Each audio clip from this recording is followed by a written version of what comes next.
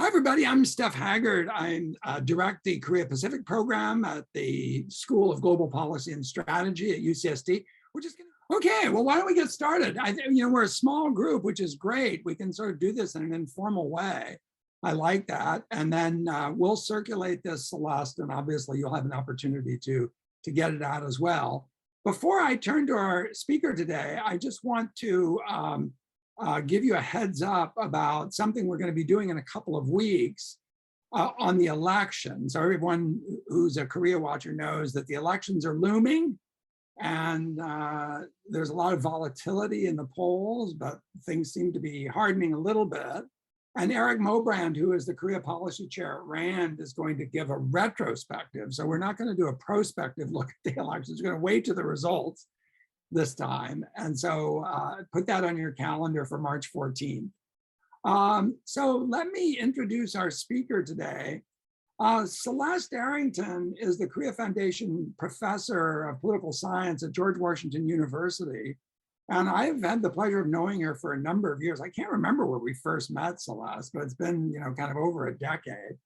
But I think she's one of the most interesting political scientists working on Korea, frankly, because she always does very fresh and interesting things rather than recycling what everyone else is doing, legislative politics, north-south stuff, international relations, and so on. Celeste got her PhD at Berkeley, my alma mater as well. She spent time as a visiting fellow at both Harvard and Princeton. She has a longstanding interest in social movements, which is, in my view, an understudied aspect of political science generally, but Korea in particular. She has a 2016 book about victim movements in South Korea and Japan, which is really great. And I think you published an article off that in the Journal of East Asian Studies, which is one place we intersected. And I don't know if you can see this book, but this is what you do when you have a webinar. You always put your book up. But she has this fascinating book edited with Patricia Goody on rights claiming that looks at the effect of social movements on the feminist movement, environmental movement, the LGBTQ movement in Korea, and just a variety of really interesting looking pieces on the effects of social movements on rights claiming. But her current project is particularly interesting because it lies at the intersection of politics and regulation, and how activist lawyers are starting to use the courts in South Korea in a more aggressive way to advance social justice claims and other distributive claims. And we know from the history of the United States that this is a longstanding tradition in the US, but it hasn't been a longstanding tradition in a number of the East Asian countries, particularly in Korea and Japan, where courts have played a much smaller role, at least until the 2000s, in litigating some of these contentious social issues. Celeste, the way we work is we're going to just let you talk. Since we're a small group, I might interrupt if I feel like it, if you don't mind. And if anyone has a question, put it in the Q&A. And we might even be able to just, if you raise your hand, we can maybe just let you speak, and we can do this in a more informal way. But Celeste, thanks so much for joining us. Why don't you start us off, and we'll see where we go. Great. Thank you very much, Steph, first of all, for inviting me, and also to all of you for joining us this evening. I also really appreciate the very generous introduction and plug of my co-edited volume with Patricia Getty from last year. So thank you for that. The topic that I'd like to talk with you about this evening draws on my current book project, which examines the changing role of law and courts in Korean and Japanese politics, as Steph mentioned, and also the rise of more legalistic approaches to governance. So I'm going to basically show you that most of the scholarship has explained this increasing legalism, or the broader phenomenon of the judicialization of politics, through top-down explanations that focus on the role of political elites who might want to enact legalistic regulations in order to tie their successors' hands, or to cope with fragmented political institutions. And I'm going to argue that some of the underappreciated and not mutually contradictory forces behind this legalism are social movements and lawyers. And I'm going to identify causal mechanisms that link activism to increased legalism through some examples from my book's case study about recently tightened regulations on smoking. All right, let me make sure I can advance the slides here.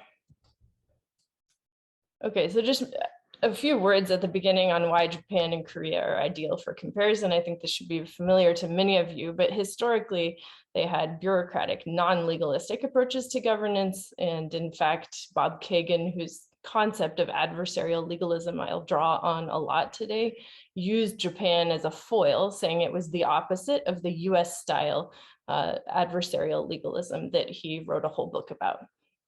And I'll define that concept in a minute. Korea and Japan also had a lot of institutional disincentives to litigation. As the scholarship has shown, there were very few lawyers, high costs, and small rewards. And this basically meant that citizens were not likely to use litigation for policy enforcement purposes, so no private enforcement option. Just to give you a sense, however, as many people have documented in scholarship, these institutional disincentives are being dismantled in Korea and Japan. So the state caps on the number of lawyers in both countries have fallen, so that now each lawyer serves fewer citizens, or there are more lawyers per capita in both countries. And the other parallel judicial and legal education reforms you're probably familiar with: the introduction of US-style graduate law schools, the introduction of quasi-jury trials in both countries for criminal cases, improved legal aid and other resources to basically open up access to justice in both countries. Scholars have studied these major judicial reforms at length, but fewer have taken stock of how legislative reforms and court rulings together have accumulated to make incremental changes in the style of governance or the regulatory approach of both Korea and Japan. And in a sense, these incremental changes are creating opportunities for the courts to be more involved in policymaking. And they're also creating the legal framework in legislation that allows the courts to be more involved in policy questions.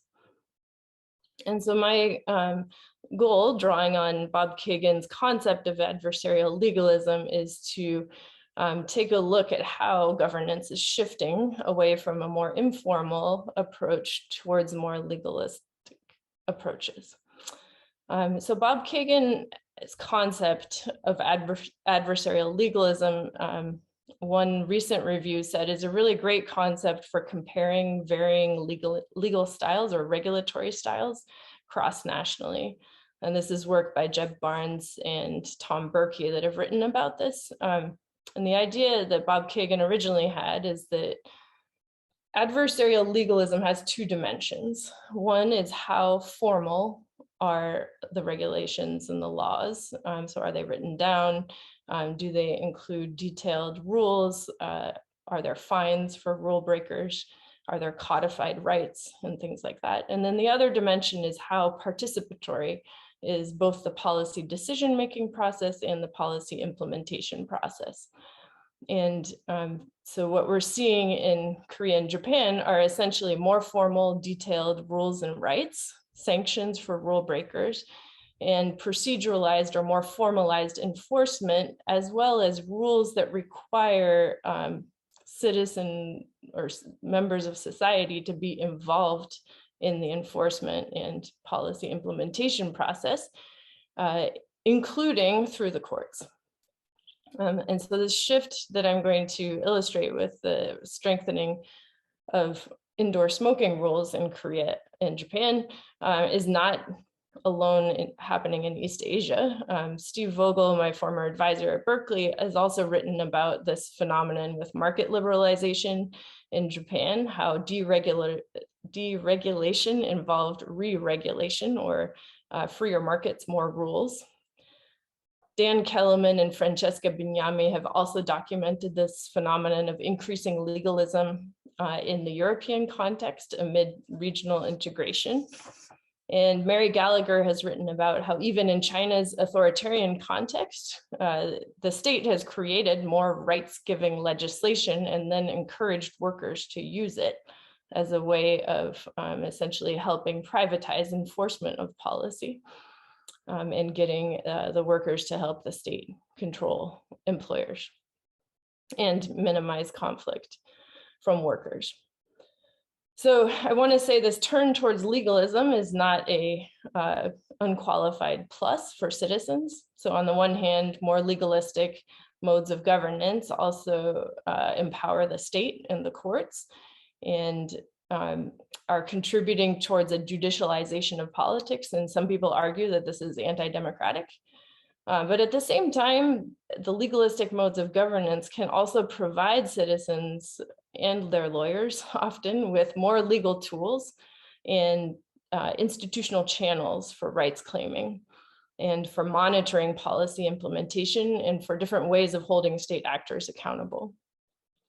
In addition, legalistic modes of governance often involve the citizens more in the policy decision-making and assessment processes.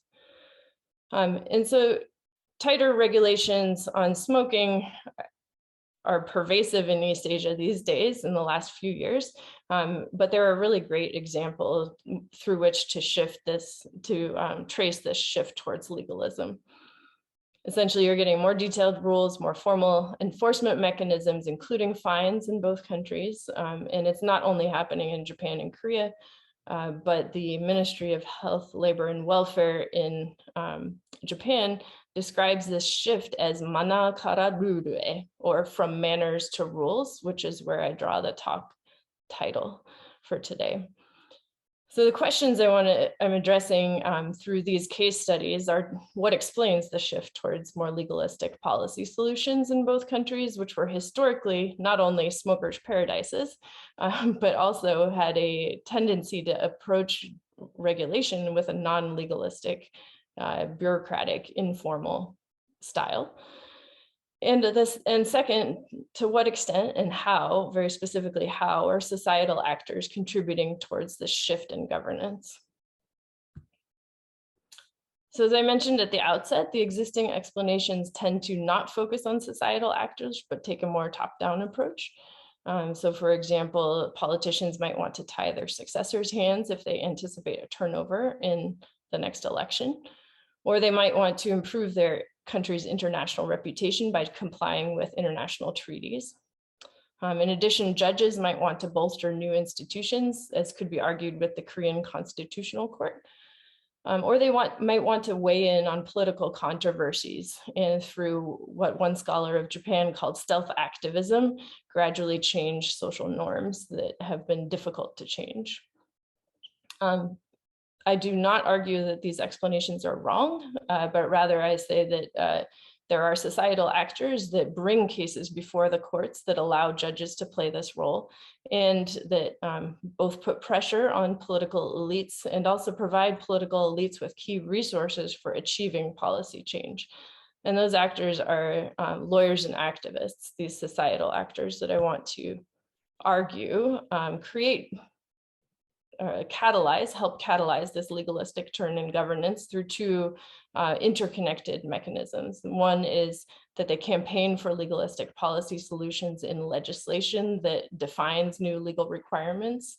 In Korean, the 의무화, or making something obligatory, or in Japanese,義務化. They also campaign for legislation that introduces fines for rule breakers, that includes a more participatory policy design and assessment process, and that requires the state to, for example, promote health in the case of smoking. They, at the same time, use the law, use litigation, both before, during, and after the legislative campaigns, to try to clarify and expand the new rights that they get in legislation, to monitor those rules implementation, but also before the legislation is passed, to expose the gaps in the existing legal frameworks and to help raise public awareness, which the public then puts pressure on the political elites to pass new legislation. And so yeah. Can I just ask you a quick question? Go can ahead. you just, for me and others, can you just say a few more words about what you mean by participatory policy design and assessment? Yeah. You know, like how does that work? I'm assuming this is things like public comment or that's part of it. Hearings or yeah. So the clearest example of this is with disability accessibility for people with disabilities. So the law requiring barrier-free built environment, so buildings and public transportation, the law in both countries now requires people with disabilities to sit on the policy council that assesses the policy implementation. So the idea here is that 당사자 in Korean, or 토지자, the people directly affected by the law, get a seat at the table, or users or stakeholders or something like that, that they, in the law, they got a clause where they are required to be part of the policy assessment process. Does that make sense? Yeah, that makes sense. I'll come back to something about lawmaking, but that's a separate. Yeah. So can I also ask one clarification, the question?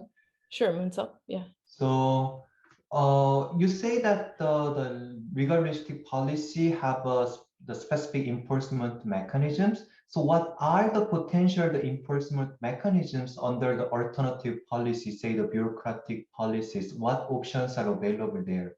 Mm-hmm. Yeah, so this sort of administrative guidance was like a slap on the wrist, or there were not fines associated with it, or even in the Japanese context, this is more familiar. But as they move towards more legalistic policies, the violators of for example, people who discriminate or people who don't post the right anti-smoking signage in their restaurants could get their name publicized.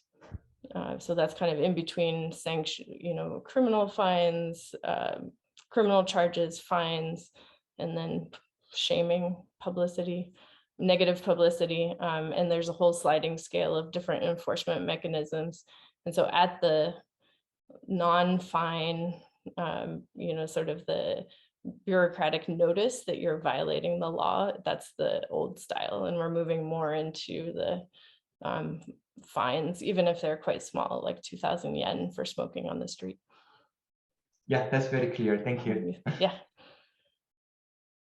So basically what I'm arguing in this book project is that activists and lawyers are identifying areas for reform and organizing activity in the courts, in the media, and in the legislative branch to gradually strengthen the legal frameworks and to ease legal mobilization down the line, which also gives the courts more of a role in the policy process. And so as I've already alluded to, this draws on a book project that compares two issue areas in disability policy and two issue areas in tobacco control policy. But I'm only going to talk today about the smoking restrictions, but I'm happy to talk more about accessible public transportation, disability discrimination, or the like. So I think many of you may be familiar with the tobacco control treaty called the Framework Convention on Tobacco Control. That it was the world's first public health treaty. And because tobacco control entails a lot of different policies, I'll just, for example, health warnings or price increases or taxes, I'm going to say I'm only going to focus on smoke-free environments or indoor smoking restrictions today, but I'm happy to talk more about the other pieces of tobacco control. One of the reasons that I focus on smoke-free environments is that the most implemented treaty worldwide, that's the most implemented article of the FCTC, the Framework Convention on Tobacco Control, is Article 8, which is about protecting people from exposure to secondhand smoke. For Japan and Korea, this is a particularly interesting issue area because still today, Korea and Japan have the third and fourth highest OECD rates of male smoking, and they have, after Turkey, the largest gender disparities in smoking rates in the OECD. So you might expect great concern about secondhand smoke, or maybe not. Neither country has had many restrictions on where you can smoke. The Diet deliberations about the 2018 reform to restrict indoor smoking talked about a pervasive smoking culture, but basically smoking occurred in social and work gatherings alongside drinking around in many different ways. But there were also vending machines all over, and Korea had the cheapest cigarettes of any OECD country until 2015. On top of that, the former state monopolies, which are now privatized, KT&G and Japan Tobacco, still remain largely, the largest shareholders remain government-related entities. So Korea's National Pension Service owns 12% of KT&G, and Japan's Ministry of Finance owned 50% of Japan Tobacco stock until 2013, when that dropped to 33%. Both governments are also legislatively required to promote the tobacco industry. That's the Tobacco Business Act. And so in a sense, regulating smoking had a very uphill battle. There were a lot of political reasons why not to regulate indoor smoking.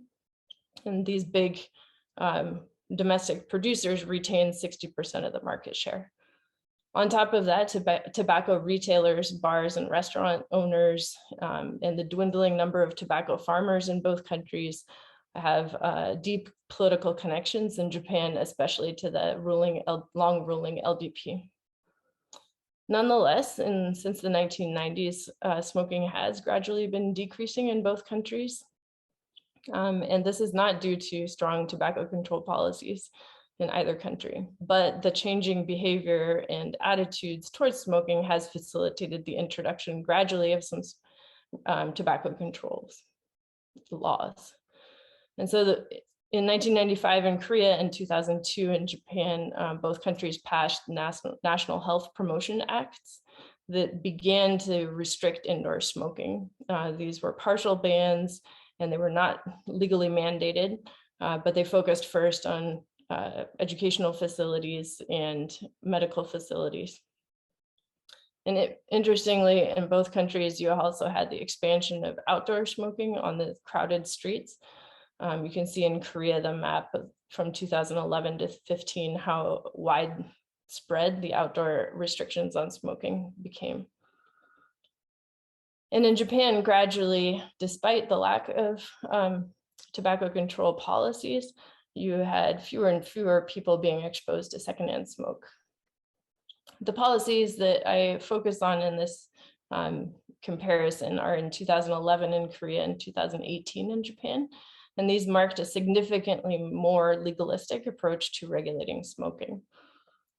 So in Korea, the National Health Promotion Act was revised, and from 2011 until 2015, gradually banned smoking, except in smoking rooms in all restaurants, bars, and cafes.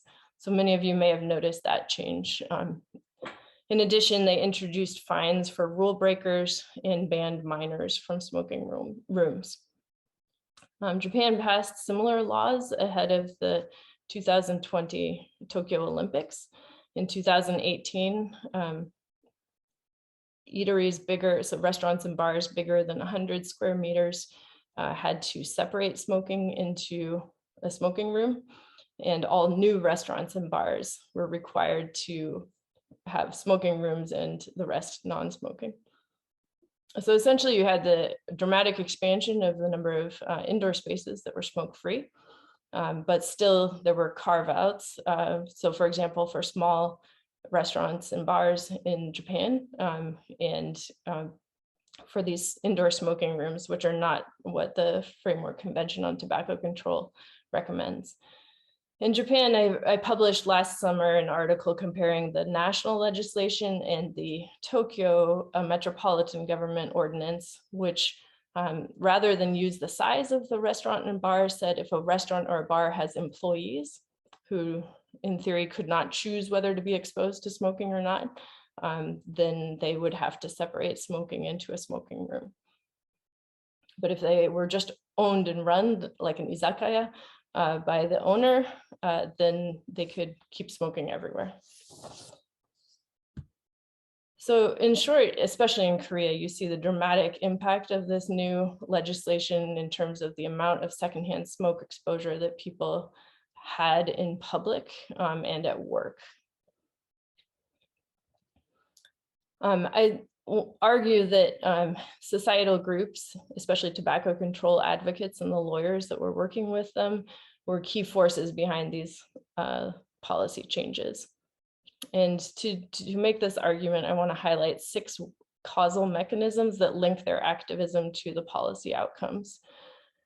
These causal mechanisms are not mutually exclusive. They often work together, but illuminating them and separating them out analytically is helpful for understanding how societal groups are contributing to this legalistic turn in governance. So the first is that tobacco control advocates connected otherwise less connected groups through a mechanism that McAdam, Tarrow, and Tilley have called brokerage. And the key groups here were they connected doctors and lung cancer and other patient groups with political elites who were in favor of tobacco control. And so this included providing, as in the picture on the top right, signed petitions in favor of stricter regulations. But the doctors also provided a credibility to the health-based arguments, the public health arguments that policy elites were making for more restrictions on smoking. The lung cancer patient groups provided the personal, often very tragic experiences with lung cancer as examples for why we need tighter regulations.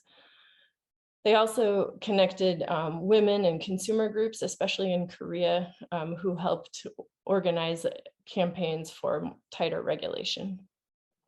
The other way in which brokerage worked was that tobacco control advocates identified key insider activists, so individuals in the health ministry, for example, or lawyers who had been elected to the legislature who were very sympathetic to this cause.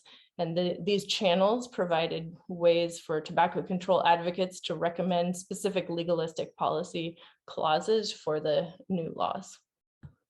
The second mechanism that I want to highlight is framing secondhand smoke as a rights violation. And you can see this in Japan with the framing also, it's been called frame bridging, so linking secondhand smoke to other social concerns.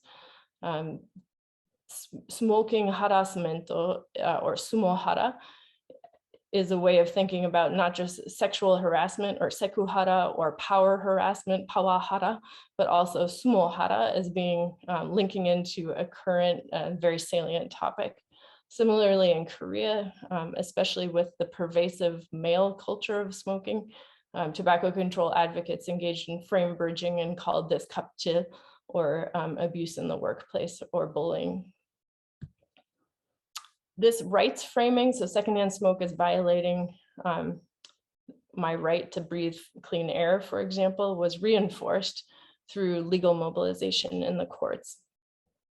At the same time, counter movements, for example, smokers' rights groups and business groups who said that restrictions on indoor smoking violated their right to business, also mobilized and used the rights framing and sued. For example, a constitutional court in Korea heard claims about these new smoking restrictions violating the right to business. In the Japanese case, for example, legal mobilization exposed the fact that employers were not technically required to provide clean air in the workplace.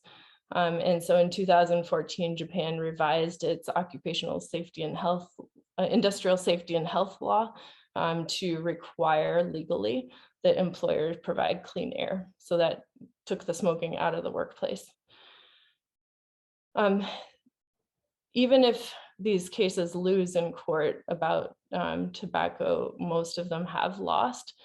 They provide a way for the litigants and the tobacco control advocates and lawyers who stand behind them to raise awareness about secondhand smoke as a rights violation. The most persuasive so far have been that they violate the rights of women and children who are not usually in these cases non-smokers. Hey, Celeste, Yeah. can I pose a question, or maybe you can unmute Jeff Hoffman, but let me try posing it my way, and then Jeff can kind of weigh in.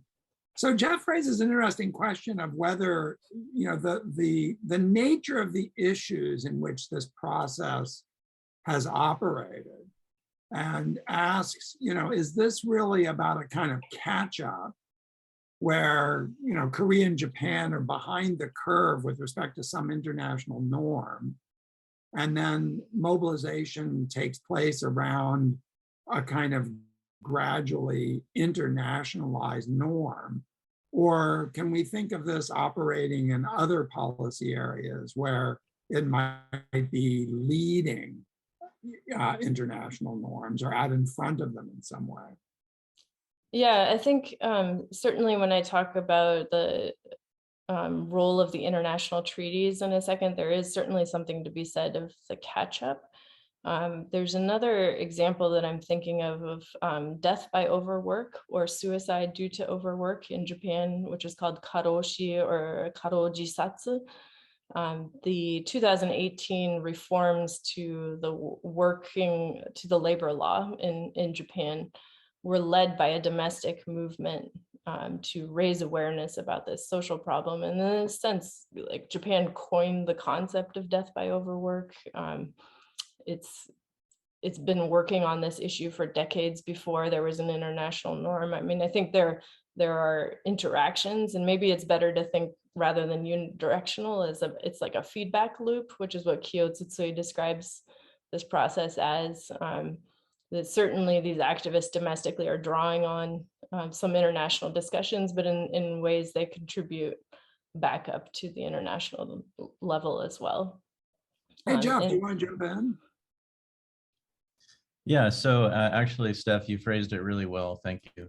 And I think it was answered. You know, I just think about, for instance, when the Beijing airport went non-smoking, and that was kind of shocking because, you know, it's really unusual for the area and the time.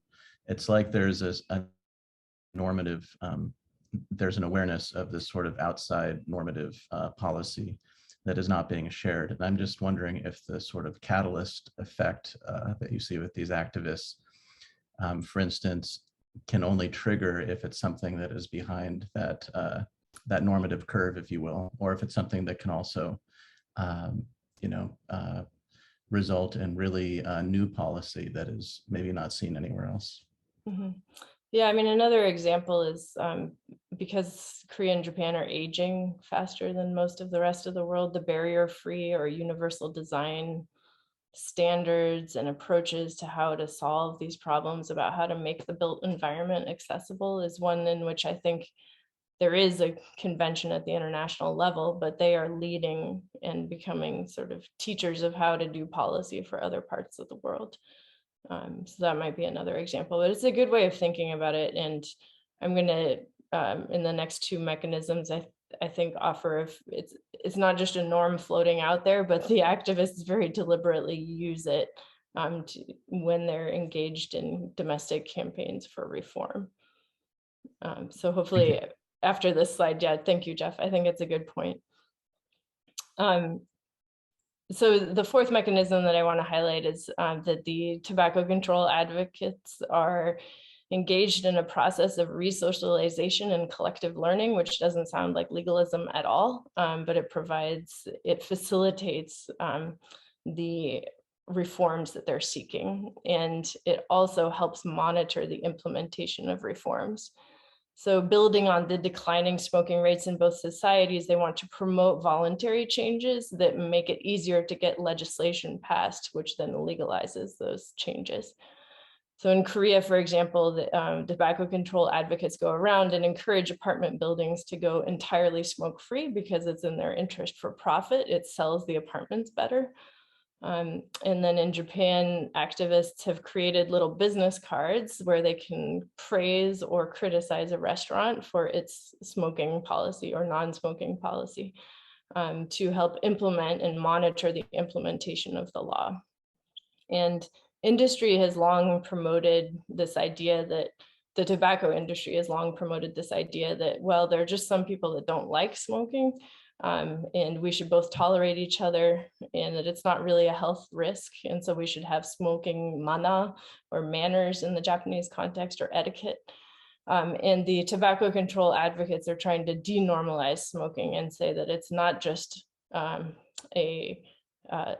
something that you dislike, or as the little cloud here on the bottom right suggests from the Ministry of Health, Labor and Welfare in Japan, but that it violates the rights of women and children to breathe clean air, and it's a public health issue, etc. And all of this collective learning, denormalizing smoking, is also happening at the international level, and to try to denormalize not just smoking, but the tobacco industry more general, to say it's an aberrant industry. And so the domestic activists draw on that.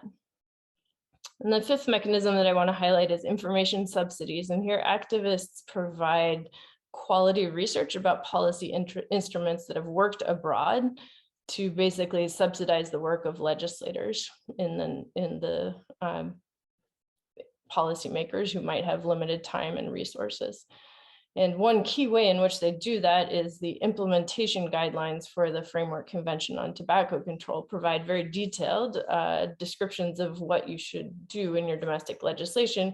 For example, it sounds very legalistic: impose legal responsibilities on compliance, provide penalties for violations, and include a system for monitoring and prosecuting violators. The FCTC also has a convenient ranking system for all countries in the world on how much they comply with what's called the M-Power ranking. And the MPOWER, you can see what it refers to, the different components of tobacco control. But activists and policymakers in Japan in the legislative discussions frequently reference the fact that Japan ranked last, the worst possible on the P, protecting people from secondhand smoke. And so this was not just providing information subsidies, but also shaming the Japanese government into its poor compliance with an international treaty. The Olympics for Pyeongchang, Winter Olympics, and the Tokyo Olympics provided a key moment of enhanced international visibility for this type of shaming. But the International Olympic Committee and the WHO have also been partnering since 1988 to have, quote, smoke-free Olympics. And so the Beijing, Olympics changes that Jeff just mentioned were not by chance. The IOC actively pressures its host cities and produces documents with guidelines that local activists continually cite in the legislative record, saying this is what we need to do ahead of the Olympics. Otherwise, it's going to be embarrassing for us when we have foreign visitors. So the deadline, the international visibility of the Olympics were all very useful for the domestic activists. And so I just want to wrap up and say that, first of all, I think that smoking regulations are an example that illustrates this increasingly legalistic approach to governance and how domestic activists are contributing to the shift towards more legalism. These mechanisms that I just highlighted, the 6 of them, combine in different ways and interact for sure, but they also work in other contexts. I've been looking at, for example, accessibility for people with disabilities and disability discrimination reforms for my book as well. But what I would like to hear from all of you is other issue areas in which you see a shift towards more legalistic approaches to governance. I've already mentioned the limits on work time in both countries were revised in 2018 to introduce legal limits on the number of work hours and the number of overtime hours. And accessible buildings and public transportation also both got revised within the last year to, for example, in Korea, legally require all new buses to be low floor, and to legally require the policy assessment councils to include people with disabilities. And even the Japanese concept, which sounds not legalistic at all, of having a barrier-free mindset, or a kokoro no barrier furi, even that sort of social education, moral suasion approach is now legally required to be implemented in schools. So I wanted to, through this talk, highlight and theorize some of the societal drivers behind this gradual shift towards more legalistic regulatory approaches, and to show how it's gone a little farther so far that I can tell in Korea than in Japan, and we're not yet to US style adversarial, full-blown adversarial legalism. But this is marking a dramatic change in the way that governance is done in East Asia, and I'm trying to take stock of it. So thank you for listening, and I look forward to your questions and comments. Well, Celeste, as I predicted, this is just totally fascinating. You know, I mean, it's just a terrific project. And before I call on people, and I think, first, I think we can just, unmute people. And I've got a couple of questions, but before I do, I'm going to bring up two issues which you can further look at. One, which is a fairly obvious one, the other one, which is a little more gross, frankly, but I think it's something that you might nonetheless want to pay attention to. The first is littering. You know, and this, I'm revealing my age, but you know, when I was a kid, it was totally legitimate to drive along the highway and just throw stuff out your window, you know, and to drop paper or trash, you know, wherever you felt like dropping it. I mean, the highways were literally, people don't remember this, but the highways were just like, would be covered with trash. And so, you know, littering might be one. And the gross one, which I suspect that you can predict, is spitting on the street or urinating in public. You know, and you know, because that's a perfect example of, you know, kind of manners, right? I mean, you know, people would obviously say that that's not an appropriate thing to do, but people would nonetheless do it. And you know, that back behind the restaurant there'd be an alley, and people are out there. You know, anyway, I've got a couple of other things to say, but why don't we see if anyone else wants to jump in or has any questions? Anthony or Munson? Yeah. Yeah, let me quickly jump in. So, yeah, Celeste, thanks. So first of all, thank you for this thought-provoking the presentation. So I have a question about the disparity of the smoking rate you mentioned. So you mentioned the disparity across the gender, and then my guess is that there must have been the huge disparity across the age group. So during this transformation, do you find some conflict, or the across the gender, or the across the age group, so supporting or the not supporting this transformation, the gradual transformation? I want to hear more from you. I mean, it's more about my curiosity. Yeah, especially as we approach this election and the gender war that's happening in Korea. Yes, there is some of that, but the way I see it in appearing in the Japanese context is the accusation that the people who support smoking, or the tobacco lobby within the LDP, is all old men who smoke. That's the accusation. That so the tobacco giren, or the League of Diet Members in Japan, is one of the only giren that's organized within the LDP, not across multiple parties. And the LDP and the Diet in general have much higher smoking rates than the general public. And they even carved out an exemption for the Diet building from these rules that ban smoking in government buildings, to continue to allow smoking in the government. And so there was a lot of, in the media, articles criticizing them as being old men out of touch with the rest of society. Some of the smoking is not that clear, so it's definitely more common among older people, but the younger people who do smoke at higher rates, like more cigarettes, more consumption of cigarettes per day. So it doesn't break down across age categories totally cleanly. But yeah, I think that what you're seeing, what you're observing, or what you're sort of hinting at is definitely going on. And in the sumohara, or the kapchil language of like workplace bullying, there's a lot of accusation that women are being excluded from these smoking and drinking contexts. And the problem is, if you restrict smoking to a smoking room, then women might not want to go in there, and they will miss out on career advancing opportunities, or the smoke break that happens. In Japanese, there's a word that they coined called tabako communication, like jamming tobacco and communication together. Non-communication, or drinking and communication, are also sort of a word jammed together in Japanese. And the idea is that women are missing out on that, and that'll hurt their career advancement. So this is definitely, maybe cleaner air, but maybe they're missing out on other career advancement options. Celeste, we have an interesting question from one of the attendees who's anonymous, but they can unmute if they want, but I'll just pose it quickly. So what about smoking cessation programs? Where do those fit into this matrix, where you get efforts on the part of government, not so much to treat this as a sanctionable offense, but rather to treat it as something which is a public health problem. Yeah, like a public health problem, or Mm-hmm. Yeah, exactly, right. Yeah, so tobacco control advocates lobbied for national health insurance to cover smoking cessation, and then expand the number of smoking cessation programs in both countries.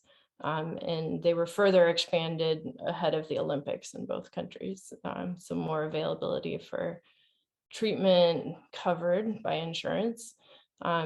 And then in Korea, for example, they have the World No Smoking Day events where they try to encourage people to quit. And they're trying to, especially through the women's groups that are allied with the tobacco control movement in Korea, they're trying to expand education in elementary through high school about the risks of smoking. And part of that was getting the doctors associations, so the Korea Medical Association and the Japan Medical Association, on board. And for example, all of the different types of doctors, like pediatrician and family doctors and so on, now have ethics statements in their professional associations, which came about because of tobacco control advocates asking them to draft ethics statements that were opposed to tobacco. And this is a major shift away from tobacco industry funding for research towards a more smoke-free approach to the medical profession. Jeff, Kim has a very interesting question about the gender disparity. Jeff, why don't you just ask it yourself? Yeah, I was wondering, because there's a possibility of bias for gender disparity, because Korean women tend to hide that they're smoking. Mm-hmm. So is there possibly a bias within the data that you have given? Yes, yeah, the data that I showed about 5% of women report smoking. The studies that I've read, so I haven't done this research myself, that try and get at this, I guess, social desirability bias, and the answer is they estimate up to 15% of women smoke, or occasionally smoke. It depends on the definition of what you count there. Often it's like cigarette consumption is a better measure, but I don't have good comparative data on that yet. I'm still working on getting that. But yeah, many people do not report as much as they actually smoke. Okay, so last look, if others have questions, please feel free to put them up. I'm going to kind of make a little bit of a social sciencey point here. Please. About the presentation, and something you might think about doing in terms of organizing this. Well, let me just sort of put it more bluntly. Like, what's the dependent variable here?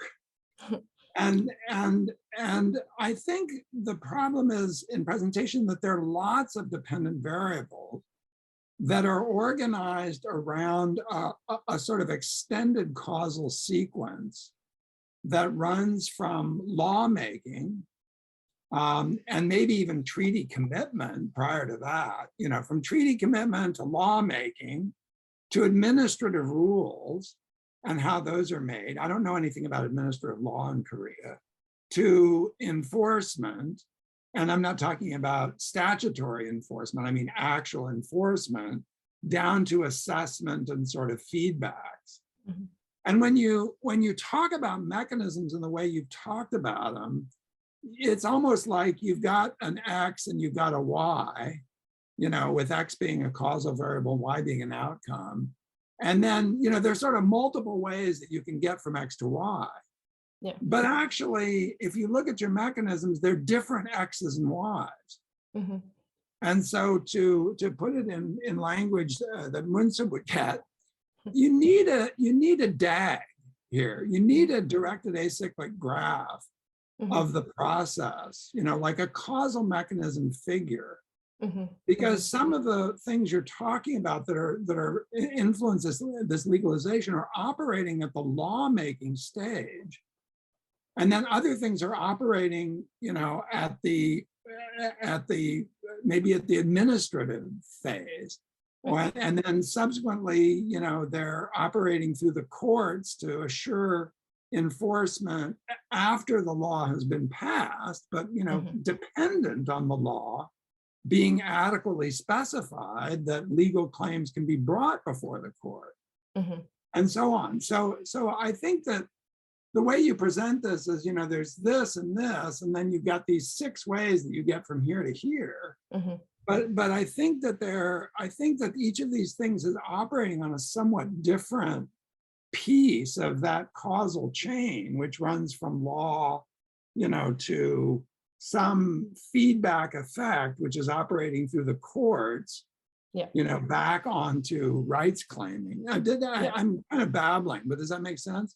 No, it totally makes sense. And I guess I would say confess that my approach to social science is less about A causes B than about a recursive process. And I see these mechanisms not as kind of 6 direct ways, pathways from activism to increased legalism in the approach to governance, but more as different mechanisms that interact and combine in different ways along the way.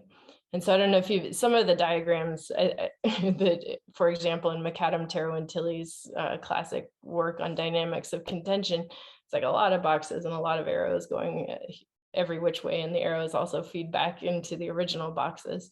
And so that is part of how I'm seeing this process working. I see the dependent variable at the end of the day being a change in regulatory style, which does include all of the different parts that you talked about, like the laws and the courts' interpretations of those laws and the administrative implementation or enforcement guidelines and things like that. But I think it definitely needs clarity, and so it's helpful to present it as I'm working out the book argument. I'm not trying I see to the change there, but like trying to figure out how to best approach it. I welcome your suggestions. No, look, I'm not trying to commit you to a particular linear conception of cause. I mean, we can have recursive processes and feedbacks, and that's all totally legitimate. But I'm just saying that each of these mechanisms, they don't operate across the whole process, is what I'm saying. No, definitely not. Yeah. And so, activists are trying to get law passed that is more specific and precise in its formulation, and its legal language, because that's required for you to be able to use the court. But then at the same time, they're probably also operating through administrative procedure. They're operating through the enforcement process. They're operating through assessment and so on. And I think that this doesn't change anything that you've done. It just sort of unfolds it in a slightly different way, where you would start by saying, look, when I say legalism, I mean, these following 5 or 6 things. It means that the law is more precise. It means that, courts therefore can act on it. It means that, committees are formed that have to include the affected. It means that there's public comment. It means that, and so the sort of scaffolding for the project is then this, kind of extensive political process. And then the pieces that you're plugging in are saying, you know, here's how grassroots activists look at that system and effectively game it. Mhm. You know, Yeah, but they don't very, game very it all in one strategically. place. They don't Yeah. game it all in one place, is what I'm Yeah. saying. They game it, you know, in a variety, you know, coming at this from a variety of different angles. You know, if you can't win here, then you go over there. You know? Mhm, mhm. And I think that just would clarify, you know, the argument you're making. Yeah, so thank you. A clearer version of the argument. Yeah, no, it's I like causal mechanism figures. I mean, they're sort of a qualitative version of a DAG, but I mean, it's really, they really help clarify. You know. So, anyway, I'm taking up way too much of the floor because I'm excited about what you're doing. Well, thank you. Anyone else out there? Oh, wait a sec. Let me see. There might be some comments I've missed. Oh, yes. Susan, do you want to just, you know, unmute? Sure. Yeah. I just have a question regarding vaping. I don't know if you had any experience or data about vaping in Korea or Japan, whether that's more commonly or socially more acceptable in in either countries. Yeah, yes, I don't have personal experience vaping, but I do have experience. The data shows that it's becoming much more common, and part of the reason is because, especially in Japan, it's like polite to your neighbors to not smoke with traditional combustible cigarettes, but the heat not burn products are popular in both, as well as the liquid vaping. And so to give you a sense of how legalism is proceeding in the Japanese context, there are new rules plus little labels that the ministry has designed so that you can vape or use a heated tobacco product that doesn't actually burn while eating in certain smoking rooms, but you can't in others. I mean, they've got like different categories of rules that are unbelievably complicated. And part of this is trying to keep up with the dramatic changes in the vaping culture in both countries that over the last 5 years have changed. The other is a bureaucratic thing. So the leaf tobacco, which is used in heated products, but not in liquid nicotine products, is regulated under the Ministry of Finance in Japan. Whereas the liquid nicotine is under the Ministry of Health, Labor, and Welfare. And so there's a jurisdictional battle over how to regulate this that is still ongoing. And Eric Feldman, if you're interested, has written good articles about this. But this is something that the regulators are very much still catching up on, and society is shifting dramatically towards vaping in both, or heat not burn products or vaping in both societies. Celeste, Jeff Hoffman has a couple more suggestions for you to chase after in terms of cases. Jeff, do you want to unmute? Yeah, sure. It just came to mind that another couple potential avenues might be looking into food safety in restaurants and how that kind of evolves from being a normative thing to a sort of bribery situation to pass the inspectors to maybe something that actually works a little bit, like thinking about the the huge New York restaurant data set of their inspections, but also things like prohibiting like using endangered species for traditional medicines or whaling, things like that. Some other environmental areas may be kind of on the cusp of this. But if I could monopolize the time with another question, I was still kind of unsure about something in your discussion with Steph a few minutes ago. Thinking about this process, this recursive process, as you call it, it's still not clear to me how activists know whether or not, assuming they have this kind of knowledge, which they probably don't, but for the sake of argument, whether or not some endeavor will be successful. Like, what are the roadblocks that would prevent an effort from being successful versus something that has open channels and can actually change policy? Yeah, it's a very good question, Jeff. And with the tobacco control policy, some of the opposition is very clear, front and center. So the restaurant and bar associations, the tobacco retailers associations are big lobbies. In Korea, the KT&G has been discovered using split donations to politicians to try to influence them. So like employees are asked to each donate a little bit, but they're coming from the same source. And in Japan, if you're a member of the Tabako Giren, the Association of Diet Members for Tobacco Industry, then you on average get 34% or so more financial contributions from all of these different interests aligned to keep smoking popular. In both tobacco control and disability policy, the activists have started cultivating insider allies or themselves running for office. So like the lawyer who in Japan spearheaded the lawsuit that got the courts to declare it unconstitutional for employers to not protect the breathing air that workers have in the workplace. He then ran for the Tokyo Metropolitan Government, and he then was the author of the Tokyo Metropolitan Government's secondhand smoke legislation bill, or secondhand smoke prevention bill ordinance. And so for some of them, they're trying to get inside. The Ministry of Health is also replete with people who, same with the National Cancer Centers. These are like insider activists that help give them an inside view on where the levers are that they can push. They've also activated international pressures, such as Korea hosted the Conference of Parties for the FCTC in 2012 and used that as a sort of event, a deadline through which to push passage of domestic legislation curtailing smoking, because it would be embarrassing to host the Framework Convention on Tobacco Control if you didn't have tobacco control policies. And so they're trying a lot of different levers, but they certainly can't know what's going to work. But having insider allies has helped sort of clarify what might work. Yeah, I'll make one very short editorial comment before we have to close out because we're a little after 6. You know, I have very mixed feelings about all this, right? Because of course, you know, you're focused on the good guys, you know, smoking, disability rights. But of course, this playbook has also been picked up by the adversaries of those social movements.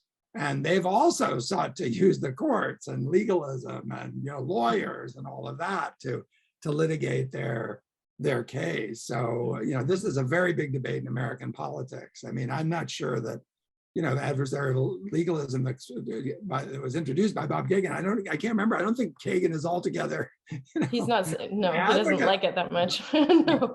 It's like, this is a problem. But anyway, Celeste, this was just so good. I mean, you know, we don't at present have a Korean politics class that we're teaching. It's a terrible lacuna. And this just shows that, you know, a course of that sort is not just about, you know, elections and policy and all that, but is really about these issues of social movements and the law and the courts. And we really thank you for bringing this to us. And well, make sure you get a link to the video so you can send it out, and we'll send it around here too. Thank you very much, Steph. And I appreciate the discussion and all of the questions. Thank you. Great, thanks. We'll see you in a couple of weeks on the Korean elections. Bye. Bye, everyone. We'll see you soon.